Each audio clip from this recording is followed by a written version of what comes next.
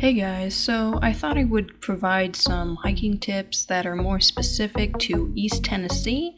A lot of these tips are not the traditional hiking essentials, but I think they're all really important. And without further ado, here are 9 tips for going hiking in East Tennessee. Number 1, bring a whistle. It's highly unlikely that a black bear will even get close to you. Most of them just run away. However, if a curious or aggressive bear does decide to invade your personal bubble, a whistle is your first line of defense. Not only does it scare the bear, but it can alert anybody nearby that you are in trouble. If anything, it's way better than trying to wrestle with a bear, because you are not the one with claws. Number 2, pay attention to elevation gain. An 8-mile trail that is flat and an 8-mile trail that goes 500 feet up with each mile are 2 totally different levels of difficulty. One of the most popular hikes in Great Smoky Mountains National Park is called Chimney Tops.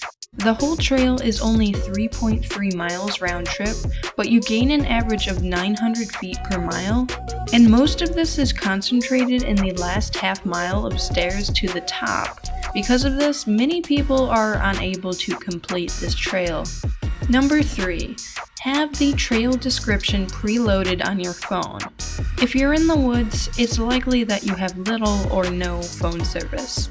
This is not the time to Google whether or not you have to turn left, right, or diagonal at a trail junction. Know the trail ahead of time. Number 4, if it's cold, make sure your shoes are waterproof. It rains a lot in Tennessee, and a lot of the trails cross streams. It also gets cold enough that your feet will freeze if you're 4 miles out and your socks get wet. Wool socks are better at repelling water than cotton. Number 5, don't bring your whole house with you. Sure, it's great to be prepared, but you don't need to go overboard. Odds are, unless you're going on a multi-day backpacking trip, you're not going to be that far from civilization. Pack the essentials, plus a little extra water than you think you need. Number 6, bring a knife. Knives are always useful. Sometimes you have to cut things. Sometimes you have to stab the creepy guy in the woods. Number 7, check the weather. I used to be really bad at this, but after being caught in a few too many terrifying storms, I now check the weather religiously. Sure, the first flash flood is exhilarating, but by the second you start asking yourself, is this how I want to die? Number 8, hike for the season. It's great to do a lot of the lower elevation hikes during the cooler months because the southern humidity during the summer can be relentless. During the spring and summer, you can choose trails where certain wildflowers are growing. For example, the top of Gregory Bald has an amazing display of flame azaleas for only a short period of time in June.